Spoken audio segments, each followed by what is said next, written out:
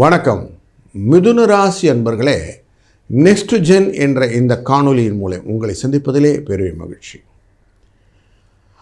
ஆடி மாதத்தில் நமக்கு ரொம்ப குருவின் சுக்கிரனின் அந்த ராசிக்குள்ளே தன்மை எப்படி இருந்ததுனாக்கா ரொம்ப மனசை டிஸ்டர்ப் பண்ணிகிட்டு இருந்துச்சு. பல காரியங்களில் நம்ம செய்யும்போது காரிய தடைகள் இருந்தது. ஆனால் ஒரு காரியத்தை வேலை செய்கிறது அப்படின்னும் போதே சூரியன் 2ஆம் இடத்துல உட்காந்து வச்சுட்டு பண்ணும்போது நமக்கு குழப்பங்கள் நிறைய குடும்பத்தில் ஏற்படுத்தி கவலைகளை நிறைய வாட்டி கொடுத்து கொண்டிருந்த காலகட்டமாக இந்த ஆடி மாதம் இருந்ததை பார்த்தோம். அதனால் கொஞ்சம் சோர்வாக தான் இருக்கீங்கன்னு தெரியுது. இந்த ஆவணி மாதம் அதை விட்டு எப்படி வழியில் வரப்போகிறீங்க அப்படின்னு பார்க்க போகிறோம். முக்கியமாக இந்த குருவுடன் சேர்ந்த சுக்கிரன் கொஞ்சம் வெளியில் வந்து 2ஆம் இடத்துக்கு 19ஆம் தேதி ஆகஸ்ட் அன்னைக்கு வந்துட போகிறார். கடக ராசிக்குள்ளர உங்கள் ராசிநாதனான புதனுடன் சேர்ந்து அமைந்து போகிறார். புதன் 2ஆம் இடத்தில் அமர்வது நல்லது. அதுபோல் சுக்கிரன் 2ஆம் இடத்துல இருந்தால் லக்ஷ்மி கடாட்சத்தை கொடுப்பார்கள். அதனால் குடும்பத்திலே பண வரவுக்கான வாய்ப்புகள் நிறைய இருக்கும். ஆட்சியிலே அமரக்கூடிய சூரியன் அப்படிங்கிறதுனாலே ஆட்சி சூரியனான இந்த சூரியன் 3ஆம் இடமான சிம்ம ராசிக்குள்ளர அமர்வதும் நன்மையை தரப்போகிறது. கூடுதலாக ஞானக்காரகனான இந்த கேதுவுடன் சேர்ந்து வரும்போது தன லாபத்தை பெருக்கம் செய்து கொடுப்பார் அப்படிங்கிற நல்ல செய்தி உங்களுக்கு பண வரவை பொறுத்த வரைக்கும் கொடுத்துவிடும். அதனால் குடும்பத்தில் கொஞ்சம் கஷ்டங்கள் நிவர்த்தியாகக்கூடிய மாதமாக இந்த மாதம் அமையப்போகிறது. 4ஆம் இடம் அப்படிங்கிற கன்னி ராசிக்குள்ளே செவ்வாய் உட்கார்ந்துருக்கிறாரு. 11 ஒரு ராசிக்காரர், மேஷ ராசியின் அதிபதி, விருச்சிக ராசியின் அதிபதி. அவர் அங்கே உட்கார்ந்துருக்கிறது உங்களுக்கு லாபத்தை பெற்றுத்தருவதற்கு நிறைய வாய்ப்புகளை கொடுப்பார். ஆனால் மண் மனை வாகனங்கள் போன்ற விஷயத்தில் சொத்து தகராறுகள் போன்ற விஷயங்களெல்லாம் வராமல் பார்த்துக்கிறது நல்லது. பழைய காரை விற்று வாங்கும்போது நண்பர்களிடையே பிணக்கங்கள் வராமல் பார்த்துக்கிறது நல்லது. கொஞ்சம் எச்சரிக்கையாக எதையுமே கொஞ்சம் டாக்குமெண்ட் எல்லாம் செக் பண்ணி வாங்கிக்கிறது நல்லது. பின்னாடி ஒருத்தருக்கு ப்ளேம் பண்ணிக்கிற மாதிரி ஒரு சூழ்நிலையெல்லாம் இருக்குது. அது மட்டும் கொஞ்சம் கேஷுவலாக பார்த்துட்டு பண்ணுறது பெட்டராக இருக்கும். 5ஆம் இடம் அப்படிங்கிற சந்தோஷத்தையும் லாபத்தையும் பெற்றுத்தரக்கூடிய துலாம் ராசியை பார்க்கிறார் இந்த குரு. இந்த குருவின் பார்வையினாலே உங்களுக்கு வெற்றி வாய்ப்புகள் பிரகாசமாக இருக்கிறது. தொழில் முறையிலே நீங்கள் செய்யக்கூடிய காரியங்கள் உங்களுக்கு லாபத்தை பெற்றுத்தருவதாக அமையப்போகிறது.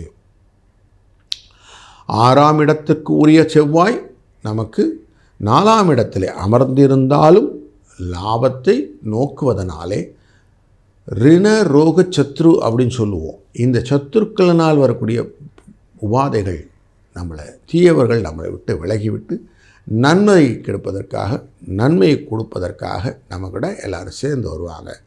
நண்பர்கள் நல்லவர்களாக மாறிவிட்டாலே நமக்கு வாழ்க்கையில் சந்தோஷம் வந்துவிடும். அதனால் சில நண்பர்கள் உங்களுக்கு உறுதுணையாக இருப்பதற்கான வாய்ப்புகள் நிறைய இருக்குது.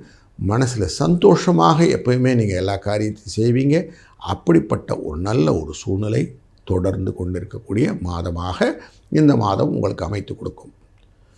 7ஆம் இடமான தனுசு ராசியை செவ்வாயும் பார்க்கிறார், குருவும் பார்க்கிறார் மற்றும் சனியும் பார்க்கிறார். அப்படிங்கிறதுனால கலத்திரம் மற்றும் முதலீட்டில் நமக்கு பங்கு கொண்டிருக்கிற பங்குதாரர்கள் இவர்களுடன் பேசும்போது பழகும்போது கொஞ்சம் ரொம்ப அந்யோன்யமாக இல்லாமல் கொஞ்சம் ஃப்ரெண்ட்லியாக இல்லாமல் கொஞ்சம் டிஸ்டன்ஸ் கீப்பப் பண்ணிங்கன்னா பெட்டராக இருக்கும். அடிக்கடி சண்டை சச்சரவுகள் வருவதற்கான வாய்ப்புகள் நிறைய இருக்குது. அந்த இடம் மட்டும் கொஞ்சம் கேர்ஃபுல்லாக பார்த்துக்கிடுங்க. ரொம்ப அவங்களோட எல்லாத்தையும் சொல்லணும், அவங்களுக்கு புரியலை, அவங்களால் குழப்பம் வந்துச்சு, திருப்பி ஏதோ சண்டை வந்துக்கிட்டே இருக்குதுன்னு மாற்றி மாற்றி சண்டைகளை தொடர்ந்து கொண்டிருப்பதில் எந்த விதமான பிரயோஜனமும் இல்லை அப்படின்னு மனசில் வச்சுக்கோங்க. 8ஆம் இடம் அப்படிங்கிற இடத்துல இருக்கக்கூடியது நமக்கு மகர ராசி. அந்த ராசியை தான் இந்த சுக்கிரனும் புதனும் சேர்ந்து பார்க்கிறார்கள் உங்களுடைய ராசி 2ஆம் இடத்துலேருந்து. அப்போது உங்களுக்கு எதிர்பாராத விதத்திலே சில பலன்கள் வருவதற்கான வாய்ப்புகள் நிறைய இருக்குது. தொழில் முறையிலே நல்லதொரு மாற்றங்கள் வருவதற்கும் இந்த காலகட்டங்களிலே முக்கியமாக நிறைய விஷயம் நல்லது நடக்க போகுது. வேலை விஷயத்தில் புதிய வேலை வாய்ப்புகள் கிடைக்கும். சம்பள உயர்வு அப்படின்னு பார்த்தீங்கன்னாலும் அது கிடைப்பதற்கான வாய்ப்புகளும் உண்டு. சில அன்பர்களுக்கு இடமாறுதல்களால் வரக்கூடிய பிரகாசமான ஒரு வாய்ப்பு. திருமண தடை நீங்கும். சில அன்பர்களுக்கு முதலீட்டின் மூலமாக வரக்கூடிய வாய்ப்புகள் நிறைய இருக்கும். குழந்தை பேறு கிடைப்பதற்கான வாய்ப்புகள் குருவின் அருளாலே கிடைக்கக்கூடிய சூழ்நிலையும் இருக்கிறது. முக்கியமாக உங்கள் ராசியின் 12ஆம் இடமான ரிஷப ராசியை சனி பகவான் தன் பார்வையால் பார்ப்பதனாலே வெளிநாட்டு வர்த்தக தொடர்பிலே இருந்த பிணக்குகள் நீங்கி லாபங்கள் பெறுவதற்கான வாய்ப்புகளும் நிறைய இருக்குது. வெளிநாட்டுகளை போய் படிக்கணும்னு ஆசைப்படுறவங்களுக்கு ஒரு நல்ல ஒரு வாய்ப்பு கொடுக்கக்கூடிய மாதம் இது.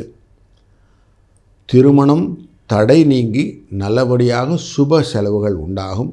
குழந்தை பேரிலே நல்லதொரு குழந்தை பேரை பெற்றெடுக்கக்கூடிய தாய்மார்களாக அமையப் போகிறீர்கள்.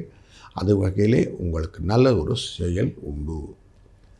கடன் சுமை குறையக்கூடிய வாய்ப்புகளும் மேலும் மேலும் வர்த்தகத்திலே புதிய முதலீடுகளை பண்ணி விஸ்தாரமான ஒரு தொழிலை தொடங்குவதற்கான வாய்ப்புகளும் நிறைய இருப்பதனால இந்த மாதம் உங்களுக்கு சுபிட்சமான மாதம்.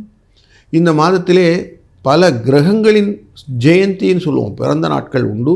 அதில் முக்கியமாக சனி, செவ்வாய், குரு, சுக்கிரன் இவர்களுடைய பிறந்த நாட்களினாலே எப்படி வளர்ச்சியாக நம்ம வாழ்க்கையை இருக்குமோ அத்தனை வளர்ச்சிகளையும் நீங்கள் பெற்றுக்கொள்ளக்கூடிய வாய்ப்புகளை பெற்றுத்தருகிறார். அதுபோல் முக்கியமாக இந்த மாதத்தில் விநாயகப் பெருமானின் ஹஸ்த நட்சத்திரத்தின் பிறந்த நாள் விநாயகர் சதுர்த்தி வருகிறது. அன்றைய நாள் அவசியம் விநாயகர் வழிபாடை மேற்கொள்ளுங்கள். அதனால் உங்களுக்கு வாழ்க்கையிலே மேன்மேலும் வளங்களும் நலங்களும் பல்கி பெருகி உங்கள் வாழ்க்கையில் நீங்களும் உங்கள் குடும்பமும் சுபிட்சமாக அமையப்போகிற ஒரு வாழ்க்கை முறையை பெறப்போகிறீர்கள். நல்லது நடக்கும், நல்லதே நடக்கட்டும். வாழ்க வளத்துடன்.